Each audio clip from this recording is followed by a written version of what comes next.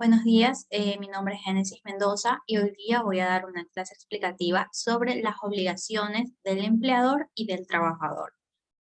Bueno, según el Código de Trabajo del Ecuador, las obligaciones del empleador y trabajador se encuentran señaladas en sus artículos 42 y 45 respectivamente, en donde se señalan las siguientes. Por ejemplo, en el artículo 42 encontramos señaladas las obligaciones que el empleador tiene hacia el trabajador. Entre ellas encontramos que son obligaciones del empleador el pagar las cantidades que correspondan al trabajador en los términos del contrato y de acuerdo con las disposiciones que el Código del Trabajo da. Instalar las fábricas, talleres, oficinas y demás lugares de trabajo que, sujetándose a las medidas de prevención, seguridad, higiene del trabajo y demás disposiciones legales y reglamentarias, tomando también en consideración las normas que precautelan el adecuado desplazamiento de las personas con discapacidad. También tenemos indemnizar a los trabajadores por accidentes que llegasen a sufrir en el trabajo y por las enfermedades profesionales, con una salvedad prevista en el artículo 38 del Código del Trabajo. Establecer comedores para los trabajadores cuando estos laboren en un número de 50 o más en fábricas o empresas y locales de trabajo que estuvieran situados a más de 2 kilómetros de la población más cercana. También se establece que si se trata de fábricas u otras empresas que tuvieran 10 o más trabajadores, se deben establecer almacenes de artículos de primera necesidad para así suministrarlos a precios de costo a ellos y a sus familias en una cantidad necesaria para su subsistencia. Llevar un registro de trabajadores en donde conste el nombre, la edad, la procedencia, el estado civil, la clase de trabajo, remuneraciones, fecha de ingreso y de salida, el mismo que se actualizará con los cambios que se llegasen a producir. También se señala que se debe proporcionar oportunamente a los trabajadores útiles, instrumentos y materiales necesarios para la ejecución del trabajo en condiciones adecuadas para que éste pueda llegar a ser realizado. Conceder a los trabajadores el tiempo necesario para el ejercicio del sufragio en las elecciones populares establecidas por la ley. Respetar las asociaciones de trabajadores. Permitir a trabajadores faltar o ausentarse del trabajo para desempeñar comisiones de la asociación a las que pertenezcan, siempre que éste llegue a dar un aviso al empleador con la oportunidad debida. Tratar a los trabajadores con la debida consideración, no infiriéndoles maltratos de palabra o de obra ante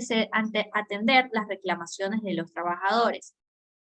Proporcionar lugar seguro para guardar los instrumentos y útiles de trabajo pertenecientes al trabajador sin que le sea lícito retener esos útiles e instrumentos a título de indemnización, garantía o cualquier otro motivo. Además de ello, facilitar la inspección y vigilancia que las autoridades practiquen en los locales de trabajo para así cerciorarse del cumplimiento de las disposiciones de este Código de Trabajo. También tenemos el pagar al trabajador la remuneración correspondiente al tiempo perdido cuando se va imposibilitado de trabajar por culpa del empleador. Descontar de las remuneraciones las cuotas que, según los estatutos de la asociación, tengan que abonar los trabajadores siempre que la asociación lo solicite. Acordar con los trabajadores o con los representantes de la asociación mayoritaria de ellos el procedimiento de quejas y la constitución del Comité Obrero Patronal. Suministrar cada año en forma completamente gratuita por lo menos un vestido adecuado para el trabajo a quienes presten sus servicios. Conceder licencia de 3 días con una remuneración completa al trabajador en caso de fallecimiento de su cónyuge o de su conviviente en unión de hecho o de sus parientes también dentro del segundo grado de consanguinidad o afinidad. Inscribir a los trabajadores en el Instituto Ecuatoriano de Seguridad Social desde el primer día de labores. Además, las empresas empleadoras registradas en el Instituto Ecuatoriano de Seguridad Social están obligadas a exhibir en un lugar visible y al alcance de todos sus trabajadores las planillas mensuales de remisión de aportes individuales y patronales y de descuentos. Y por último, el empleador público o privado que cuente con un número mínimo de 25 trabajadores está obligado a contratar al menos a una persona con discapacidad en labores permanentes que se consideren apropiadas en relación con sus conocimientos, con su condición física y con sus actitudes individuales. Cabe resaltar también que las personas que se encuentren afiliadas al IES, al Instituto Ecuatoriano de Seguridad Social, tienen derecho a el seguro de salud, que es la atención médica en hospitales del IES, extender servicios de salud para sus cónyuges e hijos, un seguro de desempleo, un subsidio por enfermedad y maternidad, un acceso a préstamos quirografarios e hipotecarios, un seguro de riesgos de trabajo, a derecho a jubilación por vejez, invalidez, incapacidad, pensión por Montepío y un auxilio de funerales. Ahora bien, pasando al artículo 45, encontramos las obligaciones que el trabajador tiene. En este encontramos que son obligaciones del trabajador el ejecutar el trabajo en los términos del contrato con la intensidad, cuidado y un esmero apropiados en la forma, tiempo y lugar convenidos. Restituir al empleador los materiales no usados y además conservar en buen estado los instrumentos y útiles de trabajo, no siendo responsable por el deterioro que origine el uso normal de esos objetos, ni del ocasionado por algún caso fortuito o fuerza mayor, ni del proveniente de mala calidad o una defectuosa construcción. Trabajar en casos de peligro o siniestro inminentes por un tiempo mayor que el señalado para la jornada máxima y aún en los días de descanso, cuando peligren los intereses de sus compañeros o del empleador, en estos casos tendrá derecho al aumento de una remuneración de acuerdo con la ley. Observar una buena conducta durante el trabajo, cumplir las disposiciones del reglamento interno expedido en forma legal, dar un aviso al empleador cuando por causa justa llegue a faltar al trabajo, comunicar al empleador a su representante los peligros de daños materiales que amenacen la vida o los intereses de empleadores o trabajadores, guardar escrupulosamente los secretos técnicos, comerciales o de fabricación de productos cuya elaboración concurra directa o indirectamente, o de los que él llegue a tener conocimiento por una razón del trabajo que ejecute. Sujetarse a las medidas preventivas e higiénicas que impongan las autoridades y además todo lo establecido ya en el Código de Trabajo. Expresadas ya las obligaciones que tiene el trabajador y el empleador, procedo a señalar un caso de jurisprudencia sobre este tema. Comenzando sobre que el 8 de febrero del año 2002, mediante un contrato verbal suscrito con el administrador técnico de la Estación Experimental Santa Catalina del INIAP, Luz Alfredo Pilachanga Barrio Nuevo, ingresó a prestar sus servicios en esta entidad en calidad de guardia de seguridad y trabajador de campo, en donde se incluían también las labores de jardinero y mantenimiento, desempeñando estas actividades hasta el 30 de noviembre del año 2005, en donde fue despedido. Posteriormente, el 1